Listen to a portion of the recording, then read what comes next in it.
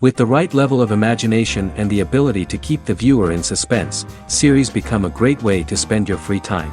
In addition, they have recently become much more popular than feature-length films. The thing is that the series does not hurry to overload the viewer with events, and therefore they seem to him easier and more understandable. In addition, the very duration of series is usually less than a feature film. But, of course, in order for the series to cause you nothing but positive emotions, it is necessary to give it the proper attention.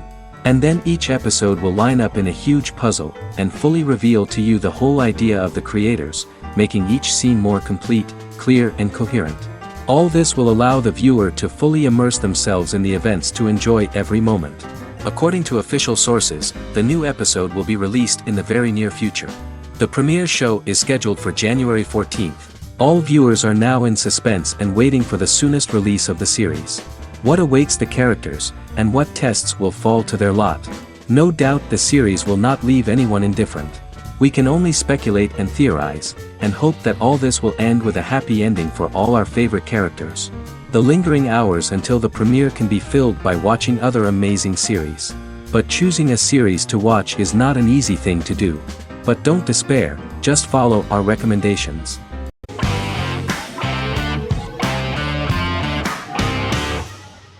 How I Met Your Mother is an American sitcom, created by Craig Thomas and Carter Bays for CBS. The series, which aired from 2005 to 2014, follows the main character, Ted Mosby, and his group of friends in New York City's Manhattan. The series was loosely inspired by Thomas and Bays' friendship when they both lived in New York. The vast majority of episodes were directed by Pamela Fryman, who directed 196 episodes out of 208. Known for its unique structure, humor, and incorporation of dramatic elements, How I Met Your Mother was popular throughout its run. It initially received positive reviews upon release, but reception became more mixed as the seasons went on. The show was nominated for 91 awards and received 21. In 2010, Allison Hannigan won the People's Choice Award for Favorite TV Comedy Actress.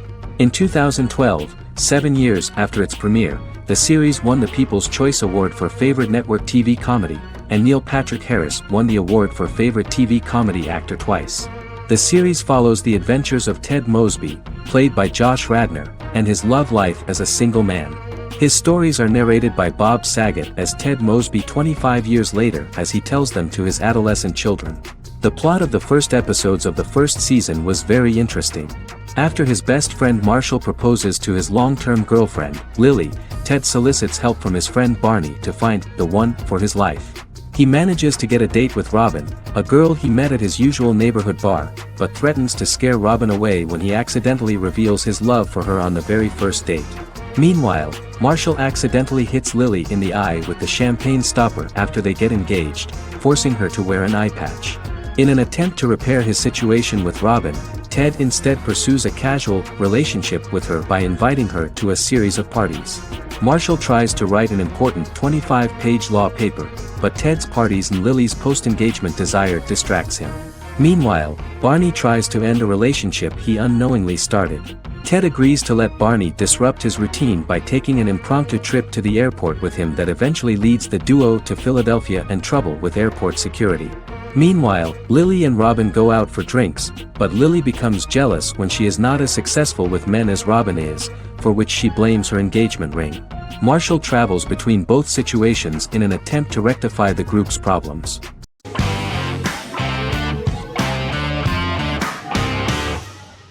Magnificent Century is a Turkish historical fiction television series.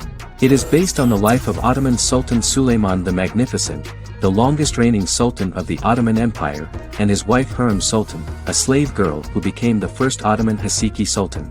It also shines the light on the era known as the Sultanate of Women. The show generated controversy and complaints from some viewers, for what they referred to as a disrespectful, indecent and hedonistic portrayal of the historical sultan. Turkey's Radio and Television Supreme Council claimed they had received over 70,000 complaints about the show and warned Show TV to publicly apologize for wrongly exposing the privacy of a historical person. The Prime Minister Recep Tayyip Erdogan condemned the show as an effort to show our history in a negative light to the younger generations. An MP for the governing Justice and Development Party, Oktay Saral, went further, threatening to outlaw the misrepresentation of historical figures. The series is popular in many countries around the world. In Greece, the series has become quite popular for people of all socio-economic backgrounds and ages. Many Greek viewers enjoyed the visuals and oriental decorations present in the show, as well as the cultural proximity and historical ties between the two countries. It has become so popular that Bishop Anthimos of Thessaloniki and the Golden Dawn Party condemned the show and urged Greeks not to watch it. In the Republic of North Macedonia, Turkish series have become so popular that the Macedonian parliament has moved to ban Turkish soaps to reduce the Turkish impact on Macedonian society. Turkish series will gradually be removed and replaced by national programs, according to a 2012 bill.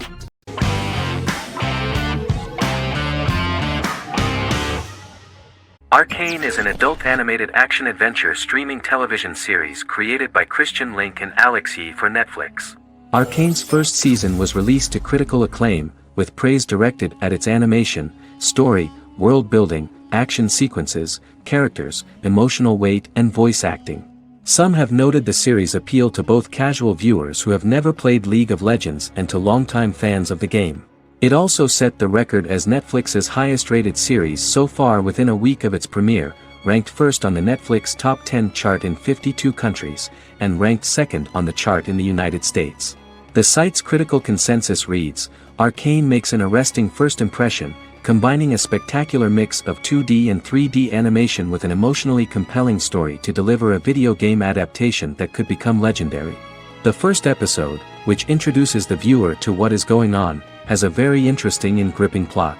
Rebels from the repressed undercity of Zon march across a bridge into Piltover, resulting in the brutal pushback by Piltover enforcers. During the ensuing violence, sisters Powder and Vi find their parents dead in the rubble and are taken in by Vander, the leader of the failed rebellion, as his own children. Years later, Vi and Powder rob a Piltovan penthouse with their adopted brothers, Milo and Clagger, after receiving a tip from their friend Echo. Powder steals a set of magical crystals, accidentally shattering one when the owner of the penthouse returns. The resulting explosion destroys a large portion of the building and alerts enforcers to their presence, whom they narrowly escape. Returning to the Undercity, the siblings encounter Deckard and his thugs. While they beat them in a fistfight, Powder is chased and loses the loot. Vander, now a barman and a de facto community leader in Zon, scolds the children for their carelessness, and attempts to smooth things over with Grayson, the sheriff of the enforcers. Vi berates Milo for calling Powder a jinx and reassures her sister that things will get better. In the lowest parts of the Undercity, crime lord Silco extracts information from Deckard and tests a new mutagen known as Shimmer on a rat.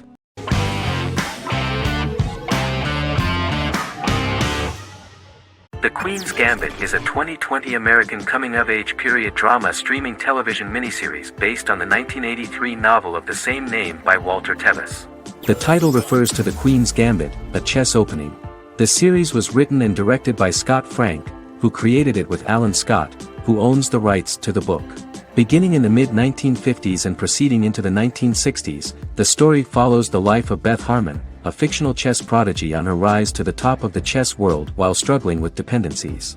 Netflix released The Queen's Gambit on October 23, 2020.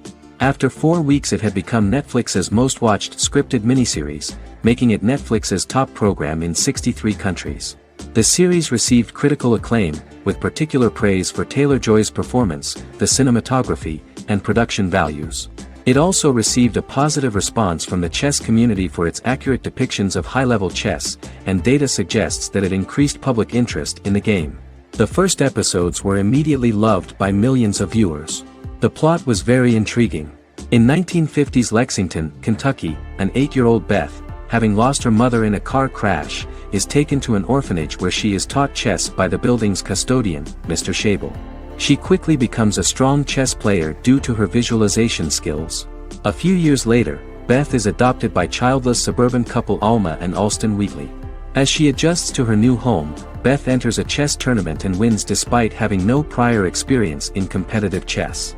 Alma is initially resistant to Beth's interest in chess, but after Beth wins her first tournament, Alma is fully supportive of her adoptive daughter's sojourns to enter various chess competitions. With help from her oldest friend Jolene, whom she grew up with in the orphanage, she prepares for her biggest challenge yet, a major international chess tournament against the world's best players in Moscow. In October 2020, the series was the most watched show on Netflix in the United States. On November 23, 2020, Netflix announced that the series had been watched by 62 million households since its release. The series received praise from the chess community for its realistic portrayal of the game and players. Production designer Uli Hanisch developed the series sets to evoke the aesthetic of the 1950s and 1960s. Much of the series was filmed in Berlin because interiors found there could stand in for a large number of the show's locations, including Las Vegas, Cincinnati, Mexico City, Moscow, and Paris.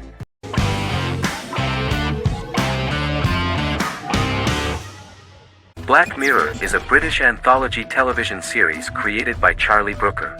Individual episodes explore a diversity of genres, but most are set in near-future dystopias utilizing a science fiction technology, a type of speculative fiction. The series is based on the Twilight Zone and uses technology to comment on contemporary social issues. As Black Mirror is an anthology series, each episode is standalone and can be watched in any order. The majority of episodes are set in dystopian near futures with novel technologies that exaggerate a trait from contemporary culture, often the internet. Black Mirror can be seen to demonstrate a negative view of unending pursuit of scientific and technological advancement. The majority of episodes end unhappily. However, characters who carefully consider the risks of technology with which they engage are met with happy endings. The first episode received mostly positive critical reviews. Most reviewers found the episode plausible. Sims commented that every twist seems organic and every decision rational, leading the audience to overlook the insanity of the premise or any minor plot hole. The acting received a positive critical reception. Airing on December 4, 2011, the episode garnered 2.07 million viewers, according to 7-day figures from the broadcaster's Audience Research Board. It was nominated for Best Single Drama at the 2013 Broadcast Awards.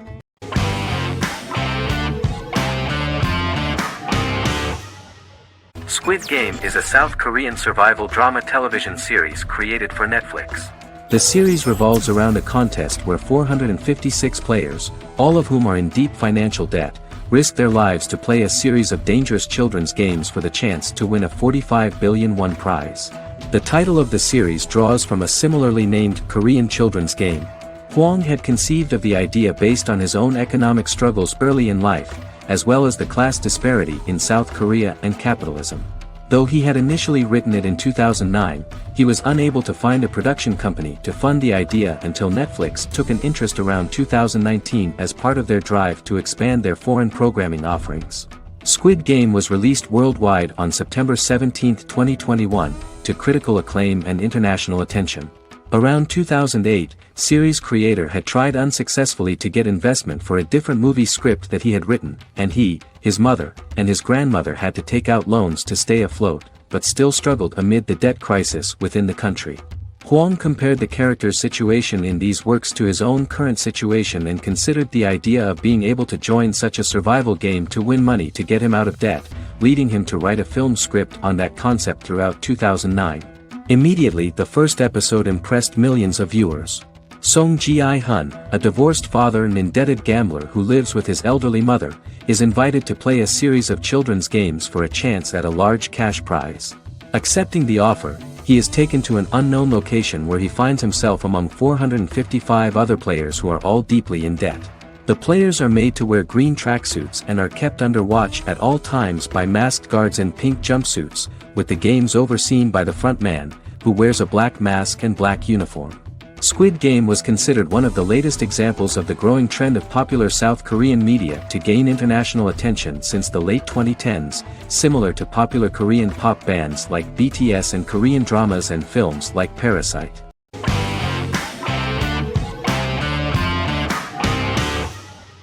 House is an American medical drama television series.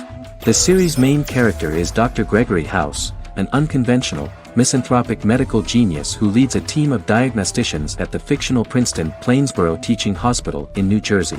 The series' premise originated with Paul Attanasio, while David Shore, who is credited as creator, was primarily responsible for the conception of the title character. House often clashes with his fellow physicians, including his own diagnostic team, because many of his hypotheses about patients' illnesses are based on subtle or controversial insights. His flouting of hospital rules and procedures frequently leads him into conflict with his boss, hospital administrator and dean of medicine Dr. Lisa Cuddy.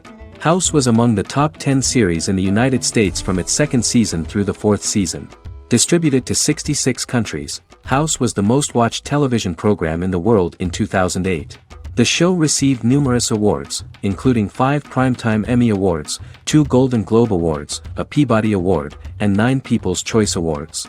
On 2012, Fox announced that the 8th season, then in progress, would be its last. The series is structured around a central plot with some supporting secondary stories and narratives that cross over seasons.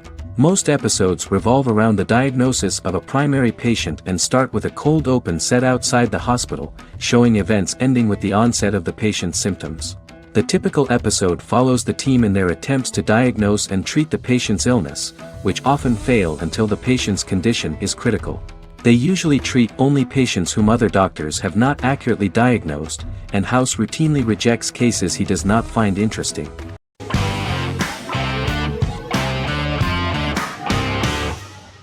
The Clone is a Brazilian drama telenovela created by Gloria Perez and directed by Jamie Monjardim. It was aired from October 1, 2001 to June 15, 2002, with 221 episodes. It also was an international success, selling in more than 90 countries. In the early 1980s, Rio de Janeiro, Brazil. Giovanna Antonelli as Jade, a young girl, is orphaned and has to go to Morocco where her uncle Ali lives. Thus, once she arrives in Morocco, she must learn all concomitant new traditions and customs, adjust to her new way of living, and face all the punishments she will be exposed to because of her conflicting personality in actions that go against her religion. Back in Rio, a well-off family, the Ferraz, go to vacation in Morocco.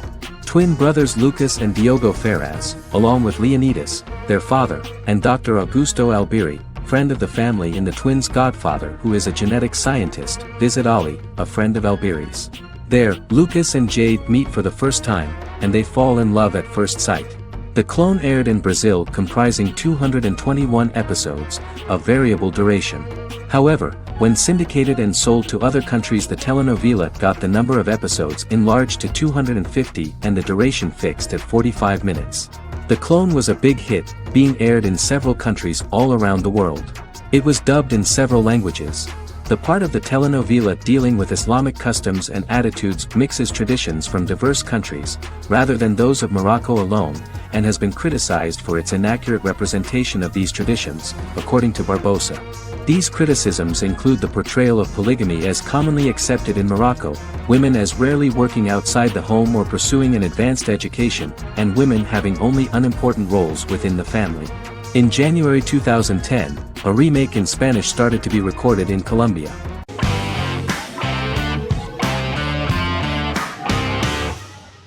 The Sopranos is an American crime drama television series created by David Chase.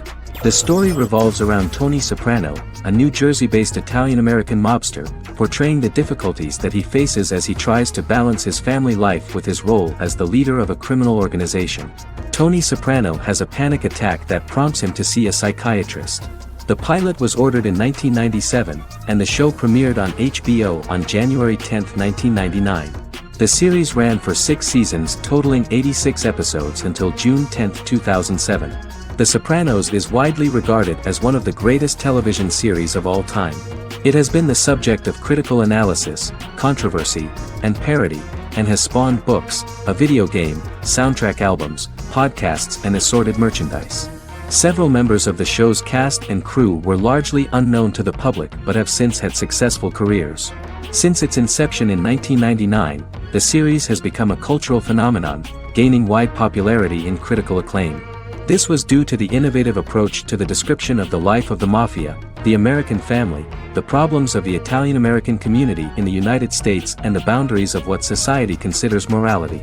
The first episode was very exciting. At a family picnic, Tony collapses.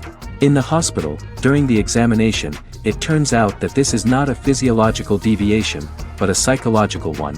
On the recommendation of his doctor neighbor, Bruce Cusimano, Anthony goes to see psychiatrist Jennifer Melfi. Tony cannot tell all the details of his life due to the fact that his story is connected with crime. Moreover, Dr. Melfi immediately warned him that if she learns anything about even a possible harm to a person, she is legally obliged to report this data to the police. In the process of therapy, some details of Anthony's life are revealed, his attitude to life, to the family, to children and to his mother, which makes him very nervous, because no matter what he does, no matter how he behaves, his mother Livia always remains dissatisfied with him. Tony carefully hides the fact of visiting a psychotherapist from his friends.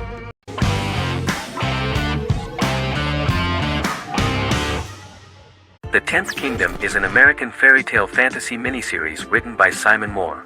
It depicts the adventures of a young woman and her father after they are transported from New York City, through a magical mirror, into a parallel world of fairy tales. From the first episode, the series has won the hearts of millions of people around the world. In a hidden realm, fairy tale characters inhabit 9 magical kingdoms where an evil queen plots to rule them. She is held in a 4th kingdom prison. This kingdom is under the rule of Prince Wendell, the spoiled, arrogant grandson of Snow White. Weeks before his coronation ceremony, the queen enlists the help of the brutal Troll King and his 3 children to release her right before the prince makes his annual visit to the prison. Prince Wendell is captured by the evil queen, who is his wicked stepmother. She turns him into a golden retriever while her very own retriever is transformed into a facsimile of Wendell. In a panic, the transformed prince flees through the prison, stumbles across a mirror portal in the basement, and is transported to New York City. The Troll King orders his bumbling children Burley, Blabberwort, and Bluebell to bring back the escaped prince while the queen releases a half-wolf prisoner to retrieve him instead. Meanwhile, regular Manhattan inhabitants, headstrong waitress Virginia Lewis and her oafish father Tony are entangled in the mishaps caused by the new magical arrivals to the city, including Wolf falling helplessly in love with Virginia and Tony being given 6 wishes, which he foolishly uses for personal gain, upon which they have a tendency to backfire.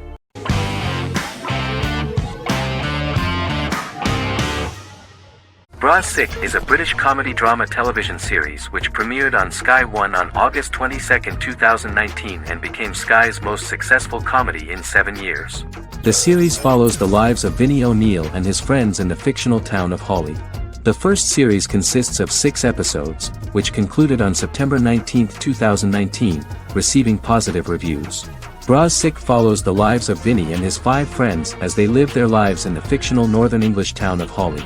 The working class group commit various crimes to keep money in their pockets, but as they get older some of them wonder if there's more to life away from the town. Lucy Mangan of The Guardian, reviewing the series, gave it 4 out of 5 stars, saying, "It is a hilarious, warm, brutal melange that works because it has heart without sentimentality and authenticity without strain." Creator and lead actor Joseph Gilgun has been praised for his performance as Vinnie O'Neill, with review aggregator website Rotten Tomatoes commenting, "Joseph Gilgun is wonderfully expressive as Vinnie, his volatile features continually scrunching together and apart like the top of a drawstring bag."